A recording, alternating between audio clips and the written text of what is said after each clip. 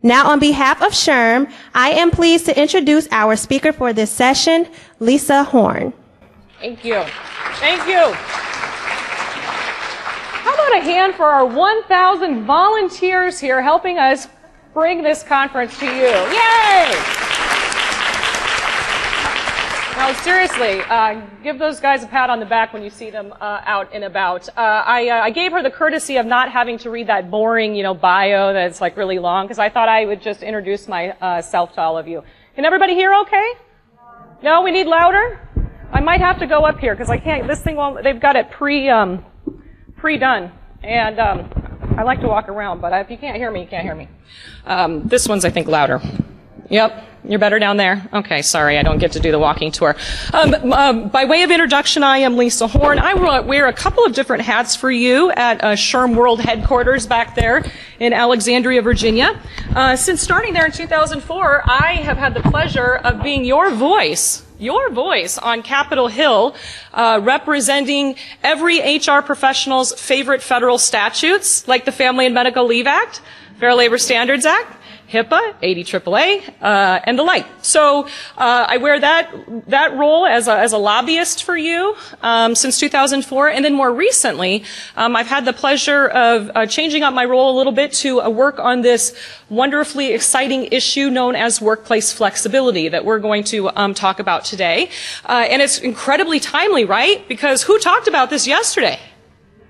Secretary Clinton. That was very exciting, wasn't it? And talked about our partnership with the Families and Work Institute, or FWI. And I'm particularly excited today because I am joined here by the president, CEO, and founder of the Families and Work Institute, Miss Ellen Galinsky. And it's also making me very nervous to be speaking in front of her because she has dedicated 25 years to this issue. And I'm the new kid on the block, so I feel like I'm kind of, being graded by my instructor down here. So bear with me with respect to that. But just by way of introduction, too, when we talk about this issue of workplace flexibility, it's all over in the news, right, with respect to what's going on at Yahoo. And we can talk about that, too. And Ellen and myself and Eve, also here from FWI, will be around after the session. And so if you have additional questions, please don't hesitate to stick around afterwards. We'll try to get to some in our time frame together. But I've got a lot of information to share with you so that we do leave here with some practical ideas in terms of how to make Workflex a reality in your organizations when you go back. By show of hands, do we have any first-time attendees to the annual conference here? Wow, awesome. Thanks for coming to my session. I do, in fact, appreciate that. So the topic at hand today is workplace flexibility. Again, I wanted to just throw this up here so you can see where you can get your slides. Oftentimes, folks say, well, what are you talking about, Lisa? What are you talking about when you say workplace flexibility? And so it's important for us all to start out on the same page here, because I suspect if I did a little experiment here and picked on three of you to volunteer your definition of workplace flexibility, we'd all probably have a very different sense of what it is. For many people, they immediately think of what? Telecommuting, right? But we're going to see in the course of our discussion today it's much more than telecommuting, and that's important because telecommuting is not going to work for all of your organizations. It may not work for many of your organizations, those of you from, say, perhaps manufacturing, but for others it may, in fact, work. So the way we define workplace flexibility or Workflex, we kind of use those two terms interchangeably. So if you're tweeting for today's session, we use the hashtag #Workflex. Which is spelled out in this little handout here that is in four corners of the room. If you didn't get one, please do pick one up on your way out so you can be tweeting all those good nuggets of information that I'm spewing at you, right? Really, it just makes me feel better when I look down and see all of you on your smartphones, because I can say, "Oh, she's just tweeting me." That's why she's not really working over there. She's really just tweeting those good nuggets of information. But Workflex to us is a way to define how, when, and where work gets done, and how careers are organized. But to be effective, and this is really, really important, so if you leave here with nothing else today, remember this core principle of workplace flexibility, that in order for it to be effective flex is what we're really after here. It's got to work for both the employer and the employee. And that's really, really fundamental in terms of our discussion today. So keep that theme in mind. So the big question is why Workflex and why now? And really it comes down to this. The world is changing, as we heard yesterday, right? Not only changing, but changing very, very fast. So how many of you, or how many of your kids, let's say, how many of your kids or perhaps even your grandkids would have no idea how to run one of these? Yeah? You can't text on it. You can't check the scores of the game. Can't read your email on it. Sorry. Technology is changing the way we operate. There's no doubt about it. And changing the way we communicate. You know, we're no longer tethered to our desks. We're mobile. In fact, almost half of all American adults now own a smartphone, and 55% of them use it to surf the net. What about this bad boy here? Yep. Anybody remember these? Yeah. If you see a few. Well, in 2010, Encyclopedia Britannica announced that they were no longer going to print the bound version of their encyclopedia there. And that's interesting too, because it was 2012, the same year that 1.2 trillion Google searches were conducted. So I was trying to think back when the last time I looked at one of these was, and I think, high school. That was a long time ago. Yeah, so we don't use film anymore, right? Yep, that's a given. No film, but believe it or not, Kodak kept believing that the old way of taking pictures would never die. They, believe it or not, invented digital photography, but they didn't even embrace their own invention enough to hedge their bets on change. So they had to file for bankruptcy and sold their digital imaging patents for $525 million, but that was at the same time that the digital market reached $68 billion. So the workforce is changing, and you all know this as HR professionals, and so it's incumbent that our workplaces change too. We've now got, 4 generations working side by side in the workforce. We know that each and every one of those generations, for the most part, are hungry for flexibility.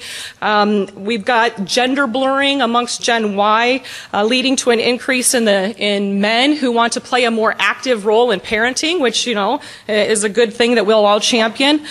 We've got baby boomers who are not leaving the workforce, perhaps maybe because in recent downturn they are financially unable to do so, or maybe they just want to stay connected, which I would argue is a good thing for our organizations because we retain their institutional knowledge, their skill sets, and perhaps can even provide a mentoring role for Gen Y in the workplace.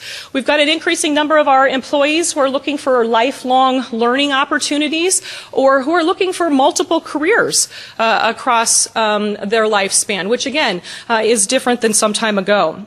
Caregiving responsibilities, especially amongst the sandwich generation, continue to grow. And of course, we know the changing demographics of our workforce as the Latino population continues to grow as well. So as we look further in terms of defining why Workflex and why now, it's important to look at some of the data behind these demographic transformations. In the Families and Work Institute's 2012 National Study of Employers, FWI reported a rise in employees who occasionally telecommute. And you can see that jumped from 34% in 2005 up to 63% in 2012. So the trend is more employer adoption of telecommuting, which again kind of flies in the face of what our friends at Yahoo did recently. The trend is exactly opposite of what Yahoo did. We're seeing more and more organizations adopting telecommuting practices. And this no longer is just a woman's issue. Believe it or not, men experience more work-life conflict than women. And it's even more pronounced when you look at working moms versus working dads.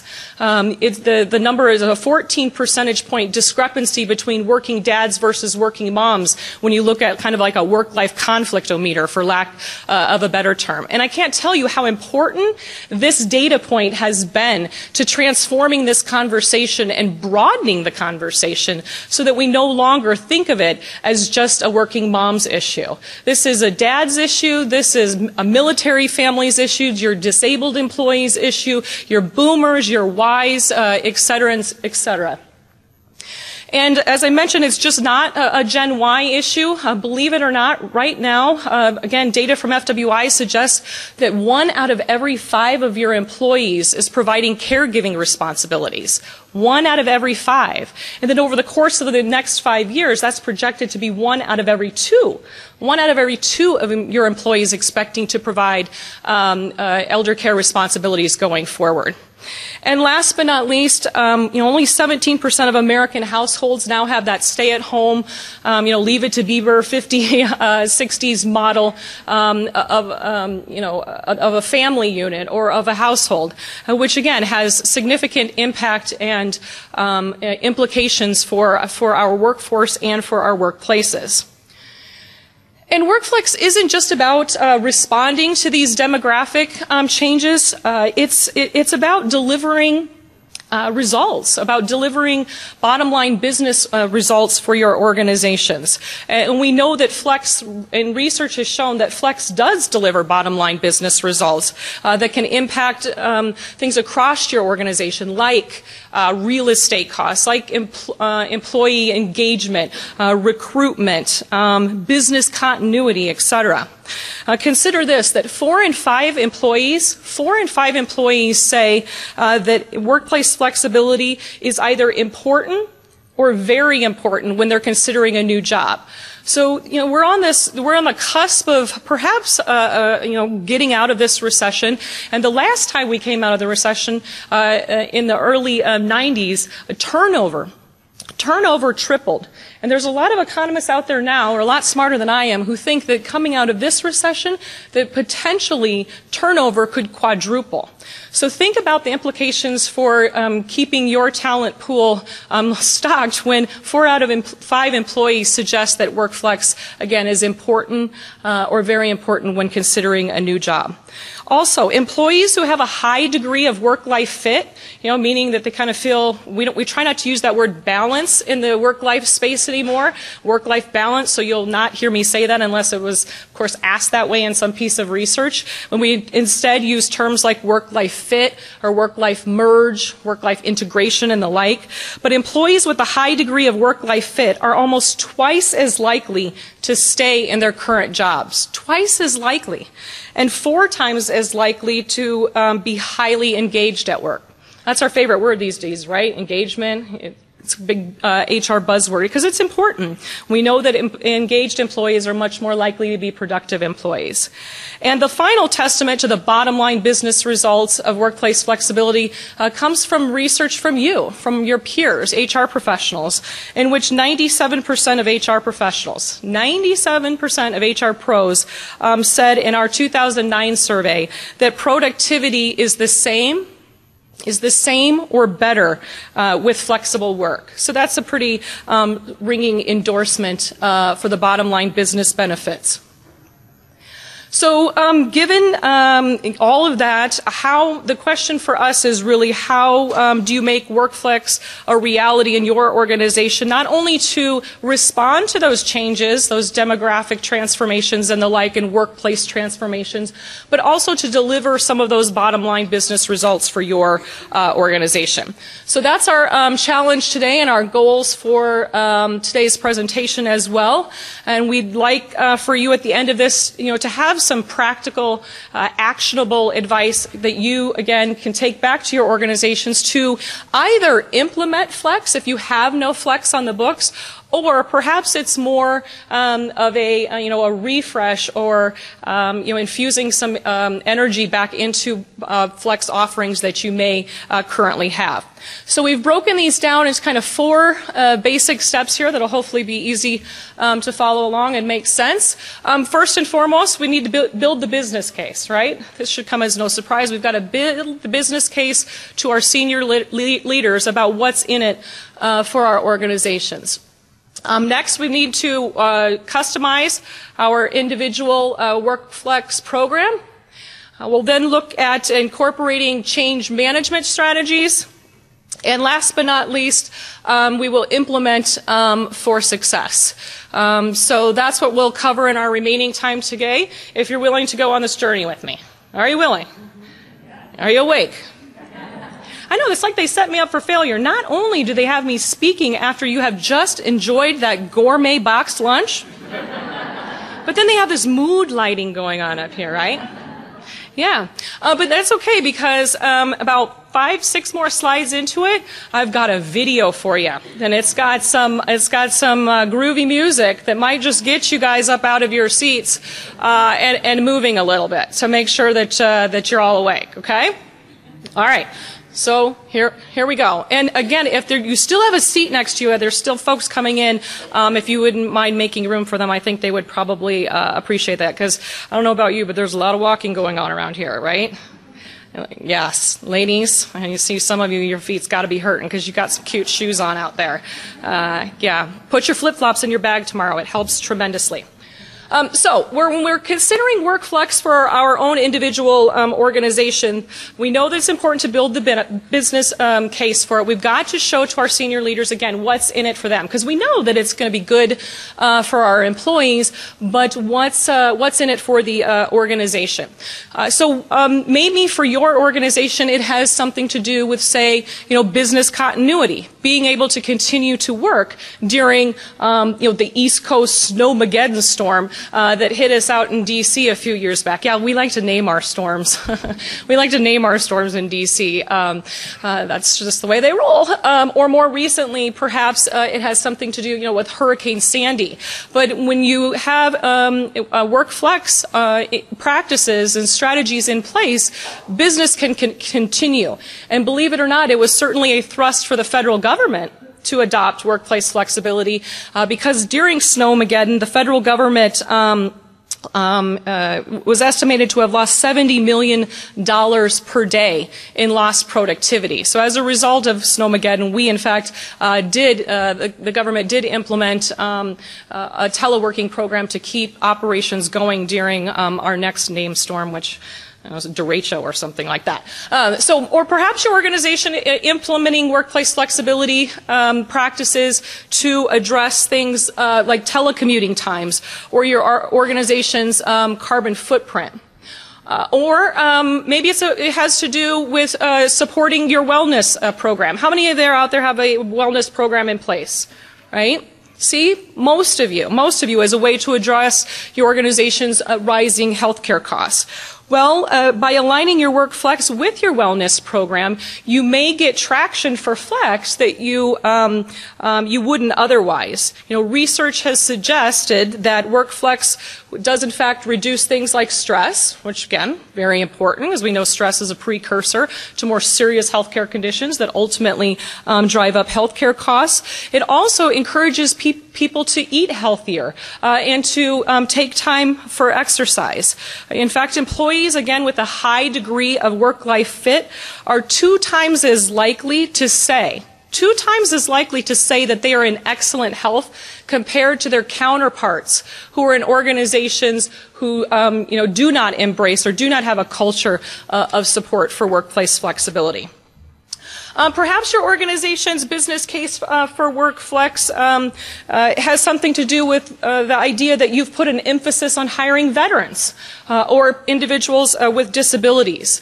Well, building Workflex into your culture can mean that individuals who may be in fact in need of ADA accommodations involving flexibility are less likely to stand out. Whatever it is, it's important to, again, to identify what matters to your individual leadership, and that's going to be different for each and every organization. So we've got to ask ourselves questions like, what are my organization's strategic priorities over the next few years? What and how, in fact, can Workflex then support those efforts? Or how can I align Workflex with other initiatives within my organization that already have support from senior leaders, or better yet, support and a budget? Every organization's has different value drivers. So again, it's going to be important for you to identify yours when you're making the business case for Flex. So the business case for a nonprofit organization like the Ounce of Prevention Fund, and throughout the four kind of steps we're going to tackle today, we're going to be looking at award-winning companies, and I call them award-winning because these are organizations that have won the coveted Sloan Award for Excellence in Workplace Effectiveness and Flexibility. This is a joint award that the Families and Work Institute and SHRM deliver every year, and we'll talk more about that shortly. But when you see a case study profiled here, you'll know that this is an organization that has, in fact, is considered best in class for having an effective and flexible workplace.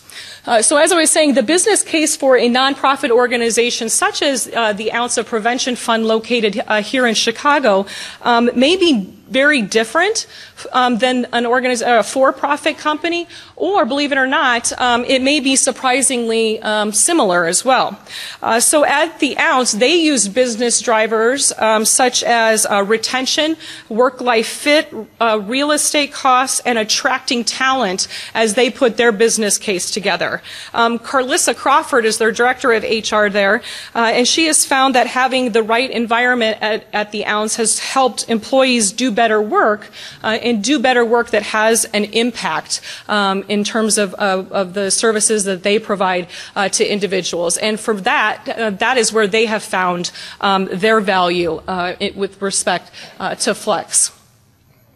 So when we look to build our business case, there's several core elements of a strong business case that you will want to consider.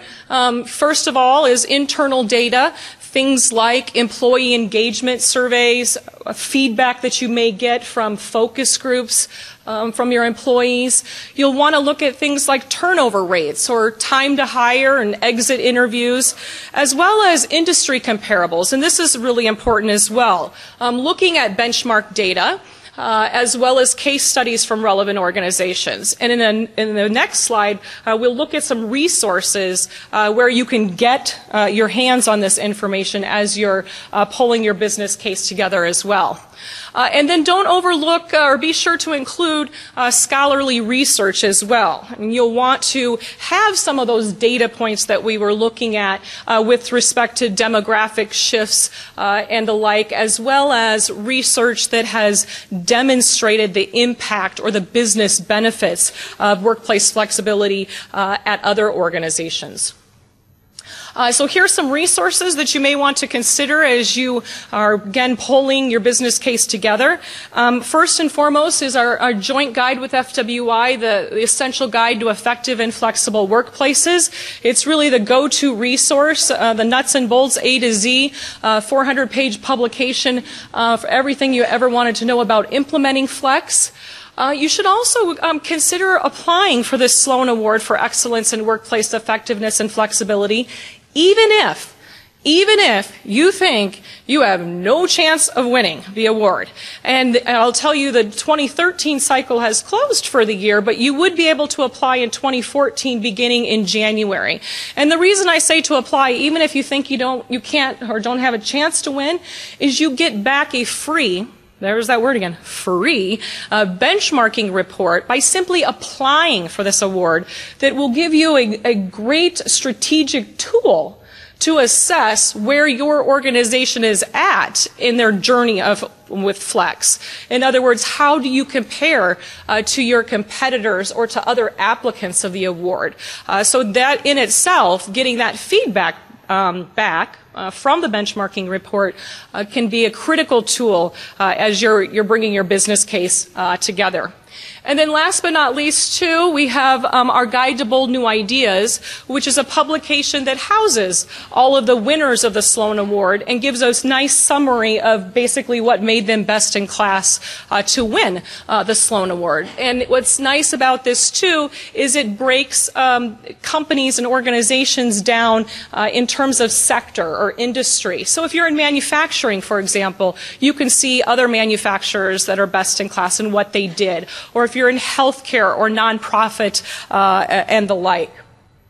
So another Sloan Award-winning organization is in the healthcare industry is Wellstar Health, based in Georgia. And the first year that Wellstar applied for the Sloan Award, Karen Matthews, their director of Work-Life Services, said she too knew that her organization was not going to win this award, but she did it anyway because she knew that they were going to learn a lot along the way.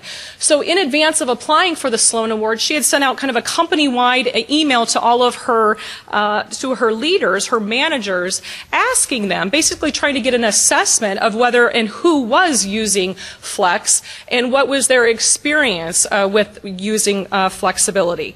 She was shocked to have received a huge amount of feedback from her leaders across the organization, finding out that they were in fact using flexibility and quite successfully.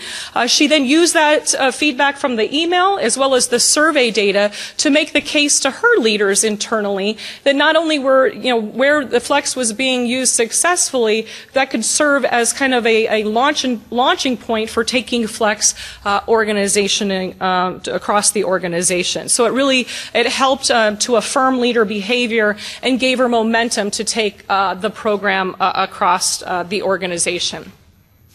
And one last tip on building the business case, and this is really important because I often see this as HR professionals will spend so much time kind of developing the business case and waiting to get that and hoping to get that yes, we'll move forward with this program, that they forget to ask the, what next, or yes and what. And your what can be a lot of different things. I mean, maybe your what is, you need this budget, or you need more headcount.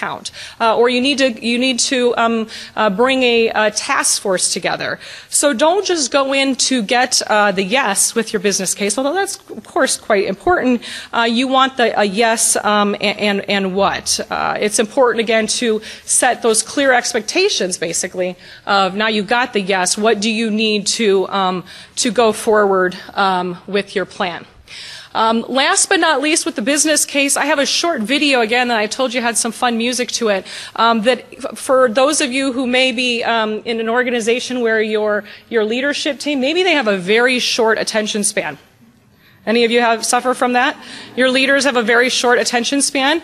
Well, this can be helpful because this is a nice little video that lays out kind of the business case for Flex in 3 minutes or less. So if they've got 3 minutes, maybe this will be compelling for them. So bear with me 2 seconds here while I pull this up. And literally, I encourage dancing. It's fine.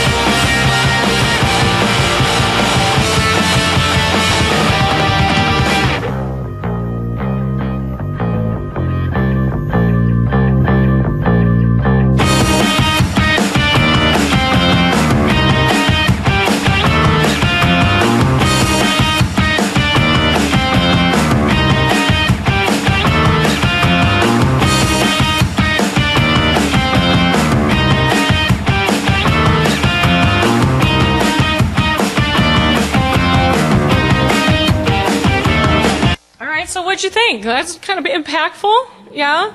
That was developed by our friends at Life Meets Work, who have done a lot of work with us too in designing our Flex at a Glance brochure. Their website's located on the back of here, lifemeetswork.com, but you can pull that video right off of their homepage if you find that it would be helpful too. So was there anything that was stuck out in particular about the video and in the kind of the one-liners or the data points to you?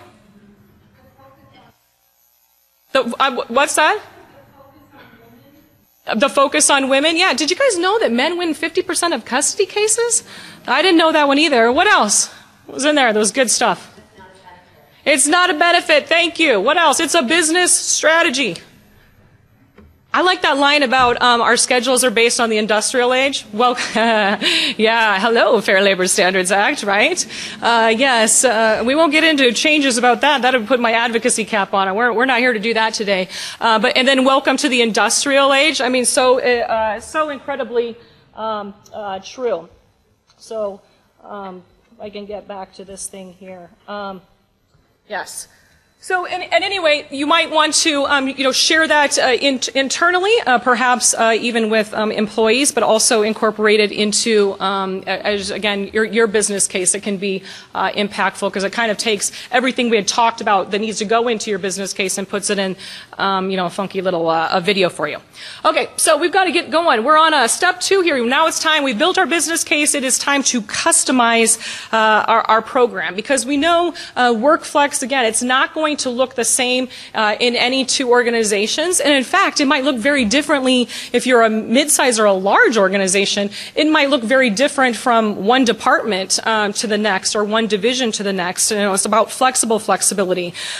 We know your individual program, as you customize it, it's going to be influenced by things such as your business needs, of course, by culture issues within your organization, and ultimately leadership at your organization's support for it.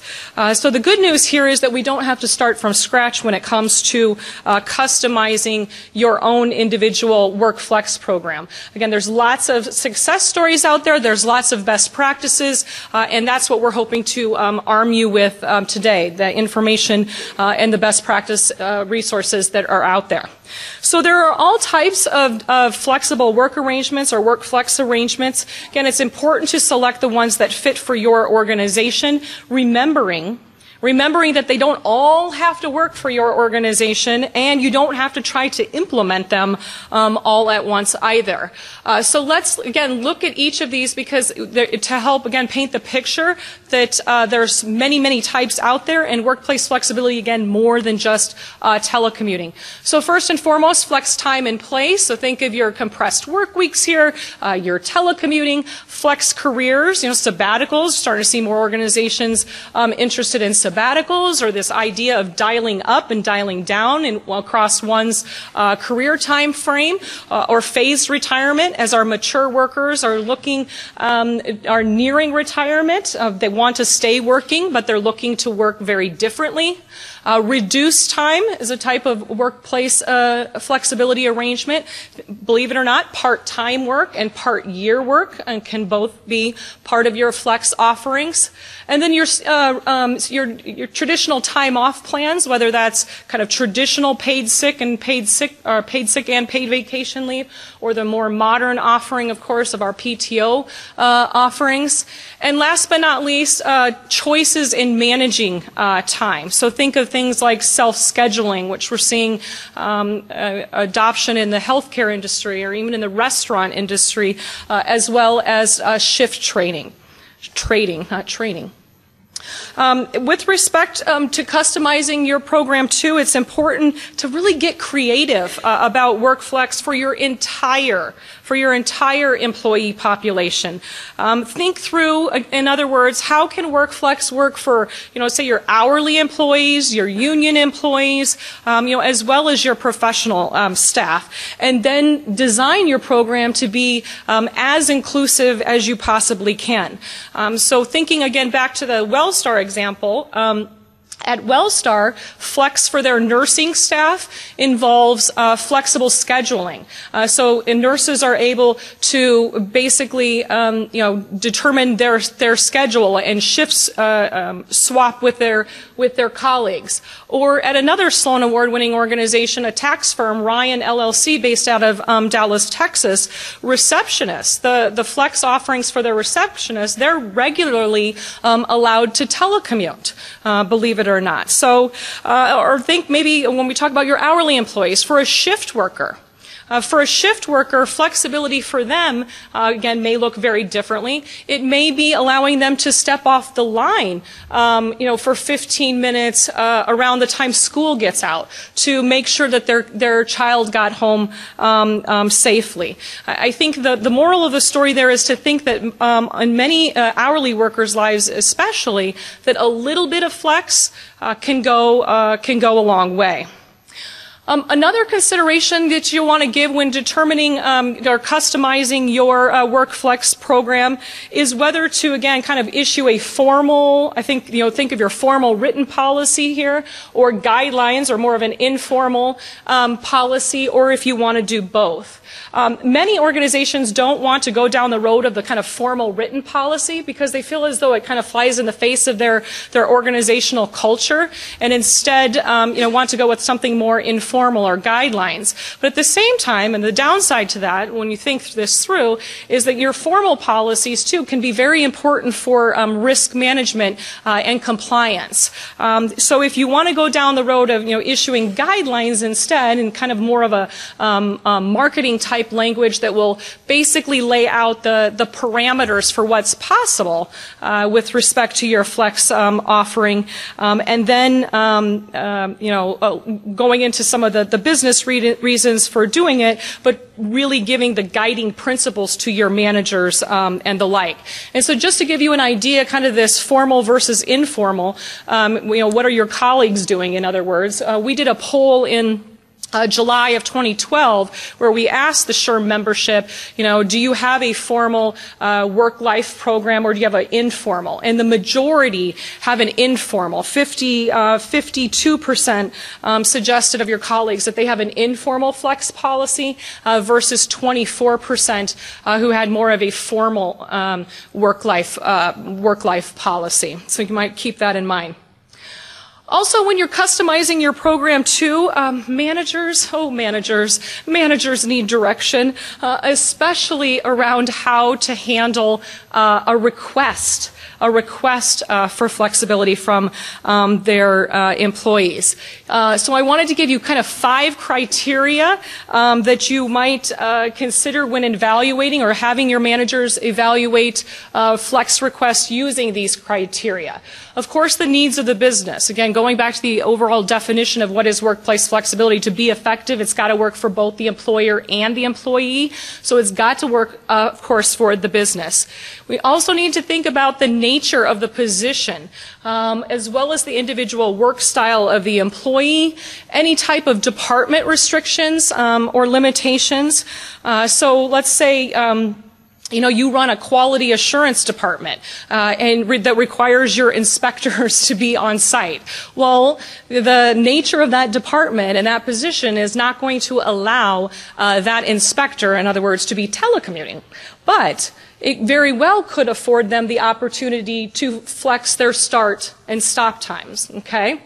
And then last but not least, the managers should also perhaps factor in individual performance as well. Now, some organizations don't want to have their managers use this as a criteria because they may be looking at flexibility, a different way of working, as a strategy to deal with performance-related issues. So you'll want to give that some thought as well.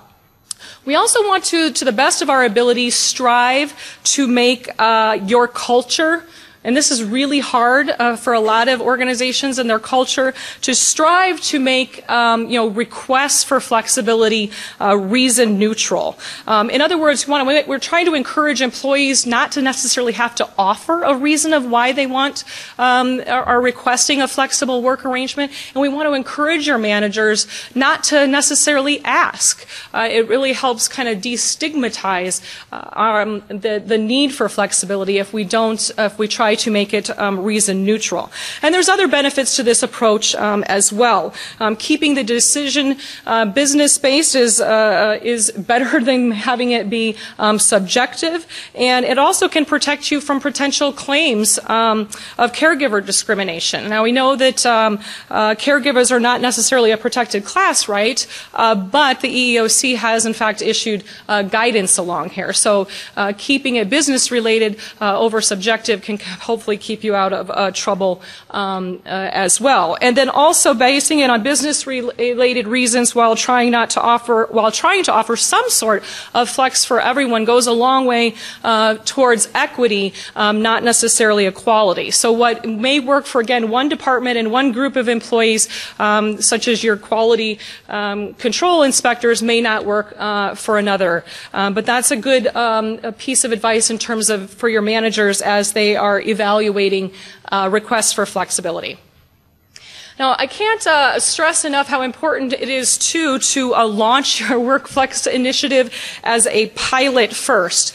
Start with one department or one group of employees, or start with one type of Workflex arrangement, or just for even a limited period of time. Because this is where you either, if it gives you an opportunity to address hurdles that may come up with the Flex offering on a smaller scale before you would go organization-wide. And also, at the end of the day, if it's highly successful, you can put your HR hat on and take credit for that. And if it flops, then you can say, well, that was just a pilot, right? So it affords you some flexibility as well, no pun intended. So start with a pilot where you can. Here's an example of one organization that got creative about offering Workflex to their employees. So this is a defense contractor, old MacB here.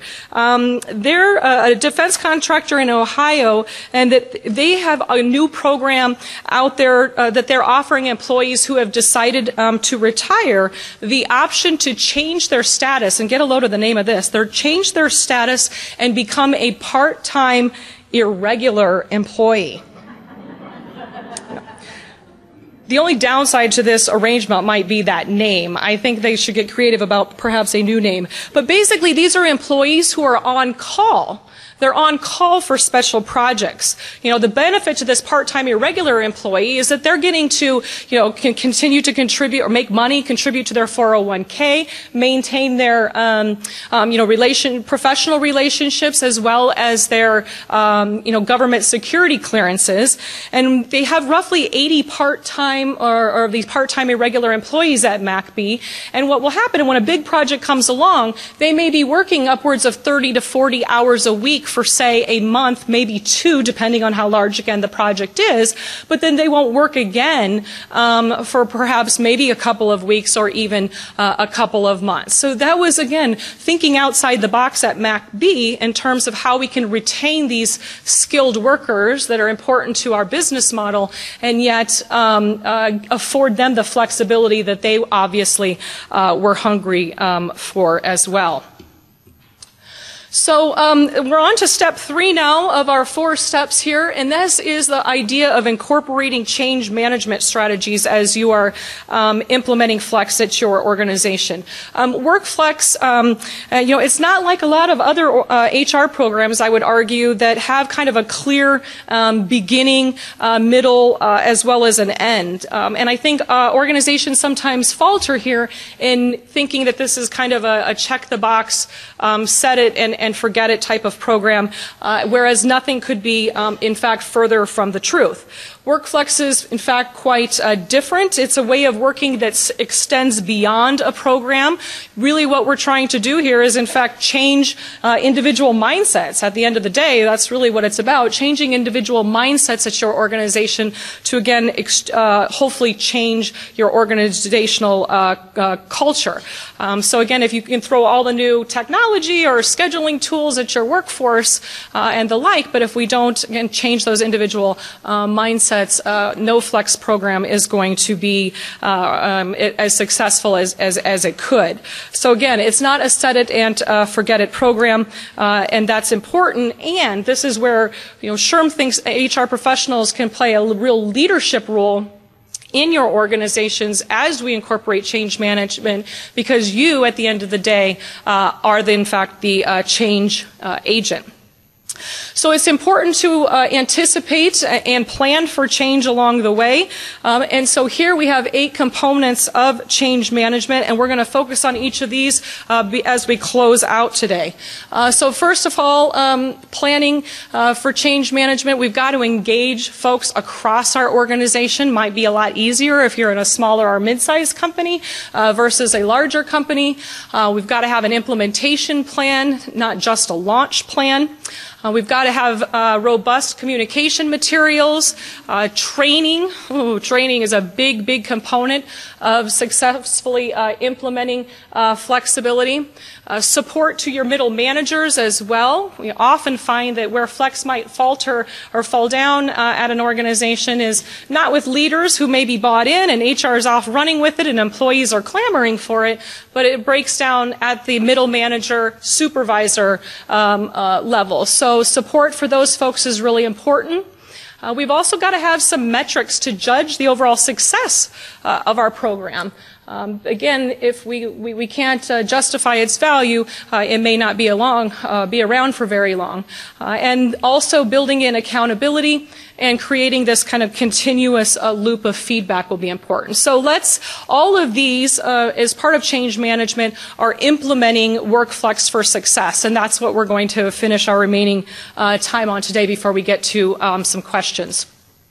So it's important, again, to consider all of the stakeholders at your organization as you're planning your implementation for Flex, and decide at what point you're going to engage them and how much input they're going to have. So you've got your initiative, and you've got to think about all of these other departments and divisions, from not only your senior leaders, but your facilities folks, perhaps your IT folks are almost always a part of the discussion, diversity and inclusion, and communications, whoever's in charge of communications at your organizations as well. And how you approach this, again, will likely be different depending if you're a small organization or you're a large organization. In a small organization, you may have the benefit of just kind of managing the noise and monitoring the gossip across the organization, so that you can find out what people, again, are kind of really thinking, staying on top of what they're thinking, and tackling those hurdles as they come up. Now, if you're in a larger organization, you probably are going to need to engage someone in each of these departments that we've looked at, so that you basically have all of your bases covered. You want to understand that you're going to get, you're looking for the majority of support here. Not everyone's going to be on board, but there's obviously opportunities along the way to get those naysayers to come over to your side as well. So building an implementation plan is important. You're not just launching a program here. It literally is an implementation plan that will probably span, and don't fall out of your seats over this, it will probably span roughly a 2 to 3 year time frame. Because again, what was this all about? It was about change management and changing mindset. So, and as we all know, that doesn't happen overnight. So on the next slides, we're going to see some of the elements that can be included in this implementation plan that you're building. So first and foremost, we absolutely have to have some communication materials as part of our implementation plan. And think, too, about positioning here. Think about positioning, and you got to kind of put your, your PR hat on, not just your HR hat here. You need to do more than necessarily just communicate that this is a new policy. We want to position. We want to position workplace flexibility and our flex strategies as a business strategy, as a tool. A tool, in other words, to solve some type of business problem. Building a communication strategy that's going to involve kind of this steady diet or influx of information across your organization to managers and to employees, because if they see you constantly communicating about it, kind of that steady flow of information, they're more likely, in fact, to take it seriously. And then after those kind of initial communications, then that's where you can start implementing things, your more formal communications materials, whether you do kind of FAQs at your organization or guidebooks, or if you do internal intranet system or the like. So I talked about training. Training is really critical here. You've got to help your employees understand basically what the program is and how to implement it, especially, again, at that mid-manager level. And managers and employees, too, are in need of training and to develop or obtain the skills needed to work in flexible teams or remote teams and the like. So it also gives everybody an opportunity to ask questions and voice any concerns that they may have about flexible working too. Again, think too, if you're in a small organization, it's going to look differently, this type of training, small versus large. In a small one, you might be able to do just one large group setting of training, at a staff meeting or a retreat or something along those lines. In a larger organization, you're probably going to have to do training across different across different populations at your organization. So tackle, hourly employees here or professional employees here, as well as leadership and middle managers may all have to be have separate training. In other words. Next, don't let your managers, folks, feel like this poor guy hanging here. You want to provide that ongoing training and support to their managers. If you have some managers or supervisors who are more successful, let's put it that way, more successful at managing flexible workers, ask them to play more of a mentorship role to their peers who may not be as successful in managing remote teams and the like. Provide a forum for them to kind of have that forum where they can share their success stories or how they are being successful, their particular best practices. Number 6, also determine the success of your program not necessarily on utilization or how many employees utilize your flex offerings, but it's got to be more meaningful. You want to determine, the metrics beyond utilization, like what business results, in other words, what business results were achieved as a result of your flex strategies. So remember when back, many slides ago, when you implemented or you were developing your business case, right? And you looked at your own organization and determined what were your value drivers. What was the business issue that you were attempting to resolve? Was it turnover? Was it employee engagement? Was it absenteeism and the like? You want to then measure the success of improving upon those as a result of your flex strategies that you have implemented. So, the question is, so why we've got to continue to track the results once your workplace flexibility offering is in place, because, after all, how the heck are you going to know if you're making progress with your flex offerings if you don't measure it? And this slide here, I know it's difficult to read, and it's kind of explained more here in a second. So. I'll go ahead and maybe go back and forth between the two of these. So Ryan LLC, which I mentioned a moment ago, is a tax firm, Sloan Award-winning organization that tied their business metrics to their own Workflex program that's got this cute little name called My Ryan.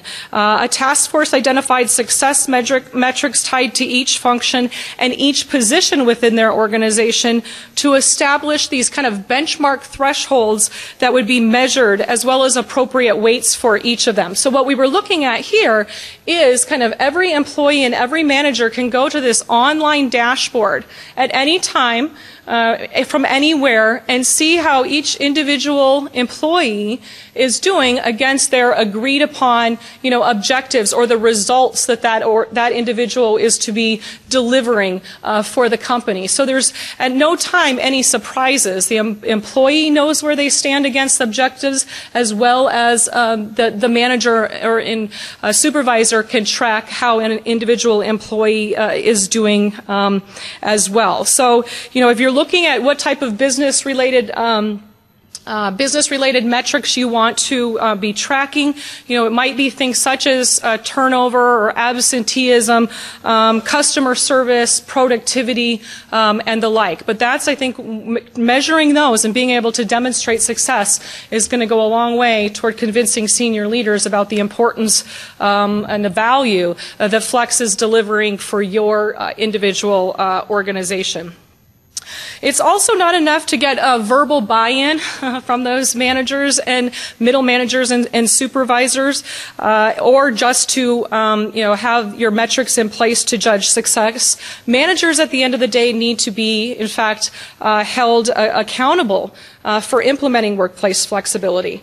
And you can accomplish this in a number of ways. Perhaps your accountability is built in through your employee surveys, or more, a formal survey. I know when we at SHRM, we every 2 years do that employee attitude survey, right? And then the off year you do the pulse survey.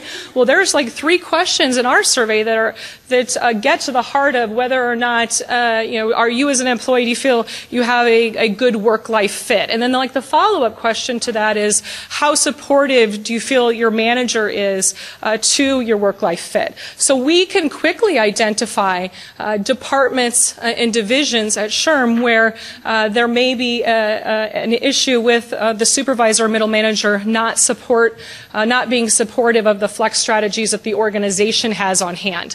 And so we can build that into something like your performance management system, or tie it to bonuses and reward those managers who ultimately are making flexibility work for their employees and for their particular departments.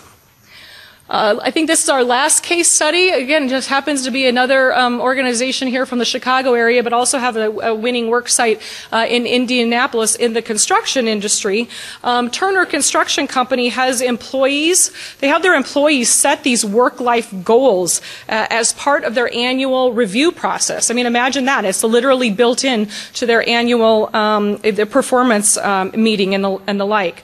Work-life integration is discussed at length during the annual development appraisal sessions with employees to ensure that work-life integration is being practiced and communicated. Supervisors are encouraged to find out what is important to employees outside of the work site. Imagine that. What's important to them and their personal lives, and help ensure that they have adequate time to pursue those interests. They're encouraged to have these informal check-ins, such as just a regular chat over lunch with staff members throughout the year, to make sure they're making progress towards those work-life goals that they, again, identified through the annual performance appraisal. And last but not least, as we're implementing our Flex programs for success here, in the words of my good friend Delta Emerson, the Chief Human Resource Officer at Ryan, you can't just say, we have Flex, we did it, and then we're done. You have to keep fine-tuning it. And that's really important here. You've got to have this kind of continuous feedback loop that enables you to continue to innovate innovate your Workflex program across the organization. So every year we should be looking at opportunities, in other words, to improve upon your Flex program. You can read about what other award-winning organizations and best practices are happening out there to think about whether or not that might work for your organization. And also to really assess in your metrics in the feedback portion of the feedback circle here, is your Workflex program having an impact? And at the end of the day, that's why we implemented it, is to improve upon some business challenge or business issue. So is it delivering value for your organization? And if not, why is that the case, and what can we do to improve upon it? And there, of course, you see the communication continues to be in the loop. It's always important to then share and communicate, especially with senior leaders and employees, the successes that you have identified in your when you've assessed the HR metrics there and how it's delivering impact. So you try to keep the issue top of mind, not only for senior leaders and the value that it's delivering, but continue to let employees know that you're an organization and a culture that embraces and supports workplace flexibility. So the good news here, we always like to leave on a good news piece of information, right?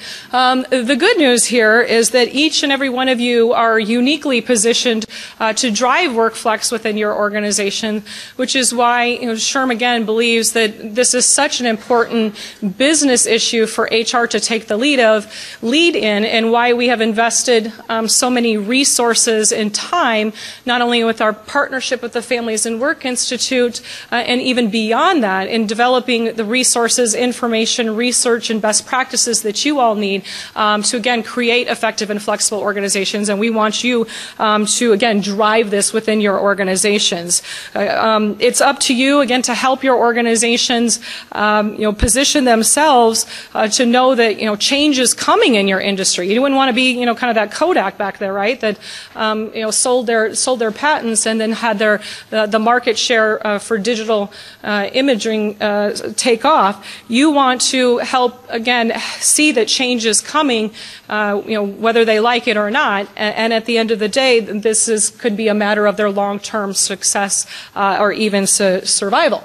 So the good news is this is a real opportunity for you, in other words. It's a real opportunity for HR to be kind of this workplace hero, to position and set your organizations up for success, and at the same time infuse a greater amount of work-life fit in the lives of all of your employees, which I will hearken to guess will lead to a more engaged and happier workforce, and ultimately a happier workplace. So with that, I have a couple of I've shown you some resources. I encourage you to check all of these out. Please, the When Work Works initiative that we have with the Families and Work Institute is, again, outlined on your Flex at a Glance brochure that you can pick up on your way out. Before we get to questions here, we have a dedicated workplace flexibility resource page on the SHRM website that's incredibly helpful and links, again, to our When Work Works initiative. And also, I can't impress upon you enough the importance of taking the assessment through the Sloan Award to really get a better understanding of how your organization stacks up against competitors and other organizations that apply for this award, because half the time you may think that you're falling down in the flex area, whereas that might not necessarily be the case. So with that, are there folks that want to ask questions? I know it's kind of a big room, but sometimes you can really benefit from hearing what your colleagues' challenges with flex might be too. Yes, can you be very loud?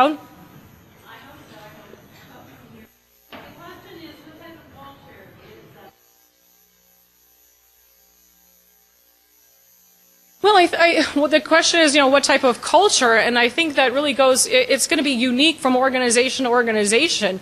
Some would argue that the type of culture you have in a manufacturing industry that's going to embrace flex might look very differently than the culture in, say, like high tech or healthcare that's going to embrace flex. I think the idea is to have an organization that's open to the change and open to working differently and open to getting work done differently and then assessing if that leads to success within your organization. But I think the culture in and of itself is going to vary from organization to organization. Yeah, I did.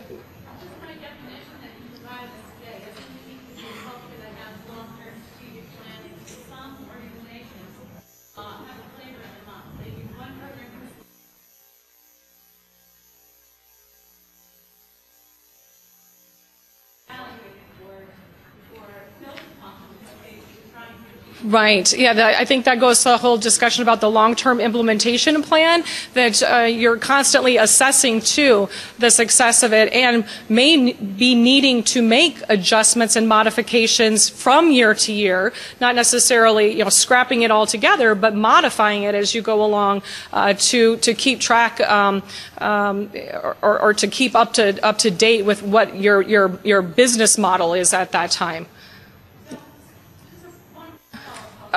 Well, I'm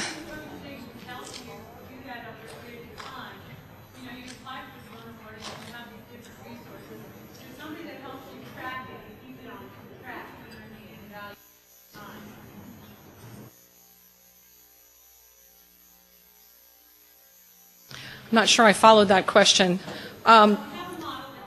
Okay, right.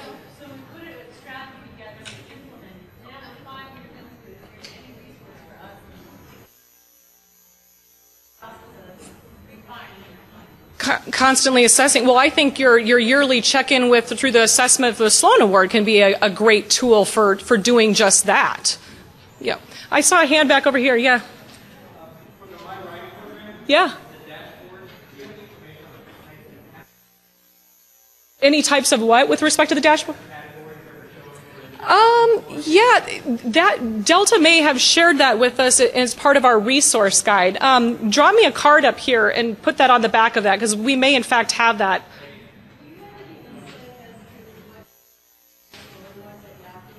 What was the inside story at Yahoo? I do not have any individual intel, but I can tell you we got a ton of media requests on this very issue after this story broke, because they're like, oh, hey, SHRM, you're spending all this time and resources promoting the benefits of telecommuting and workplace flexibility strategies, and then you have Yahoo go and do this. What's your take on this? And our response was really kind of twofold. First and foremost, what they did bucks the trend that we just the data says the trend is in the opposite direction. The National Study of Employers, more and more organizations are adopting telecommuting. So it certainly bucked the trend.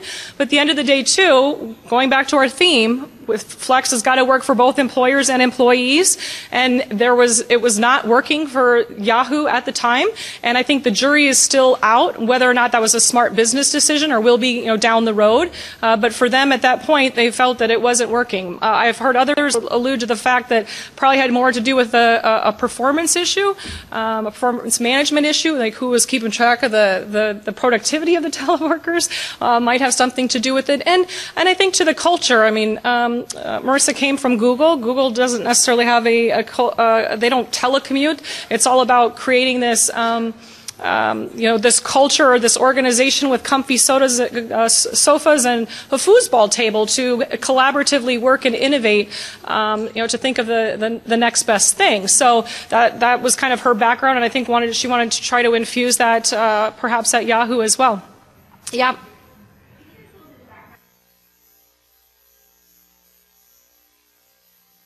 Oh, I feel like Ellen Galinsky could give us another hour worth of programming here. So the question is kind of the shift in the terminology from work-life balance to work-life fit. And for me, it goes a little something like this, and I think this is what I've derived from the field over the years, is you talk about balance, and it's almost as though you're setting people up for failure, because it seems to suggest that you're giving, 50% of your time, energy, and resources should be devoted to your work, and 50% of your time, energy, and resources should be devoted to your life outside work, whether that's that you're training for a marathon or you have a family to take care of, right? And maybe again, it's what I do in my other life, but to me that I see this visual of the scales of justice, right? And that they're supposed to be equally balanced, but whose life is like that? That's just not reality. There's always an ebb and a flow, a give and a take, and what my work-life fit is, with a 4 and 6-year-old at home, might be very different than your work-life fit. It's unique to each and every one of us, and so we should strive for that unique fit that works for us, or strive to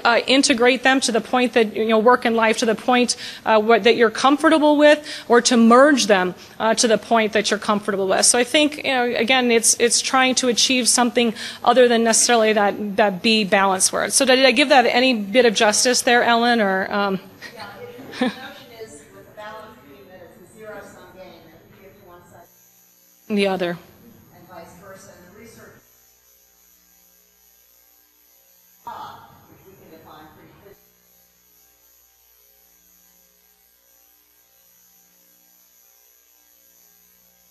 At home, it also can enhance.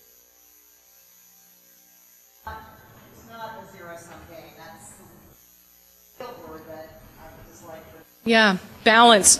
So balance, anytime I say balance, Ellen slaps me on the wrist, because that's no longer a part of the acceptable terminology. So that's why you won't hear us use the B word. The bad B word. Hey, yeah, did you have a question back here?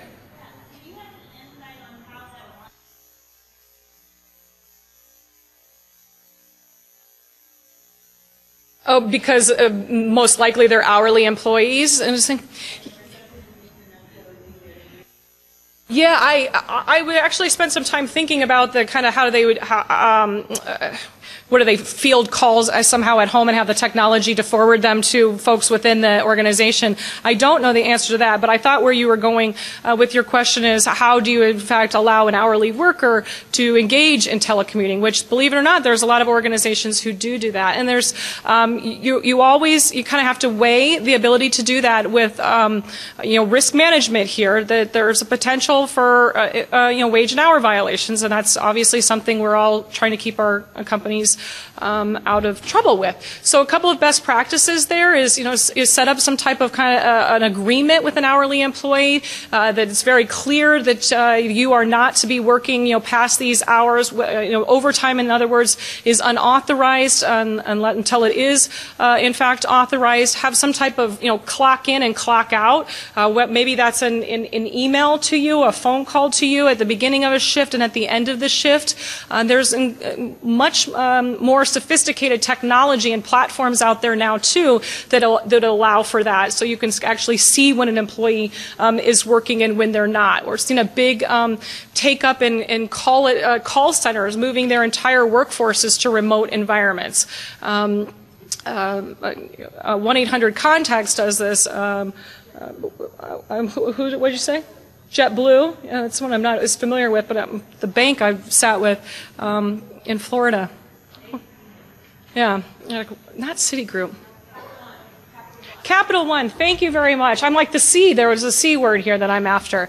In both their Richmond location, Richmond, Virginia, and Tampa, Florida, have gone to nearly a 100% call center remote workers. In fact, there's an awesome YouTube video. I think you can go to YouTube and just video or type in Capital One and remote workers, because they have again kind of a nicely messaged name for this. I think it's work from home or work at home or something like that. But it's a testimonials from their employees and kind of the business benefits that they've achieved from it too. So the moral of the story is there's ways to make even telecommuting work for hourly workers.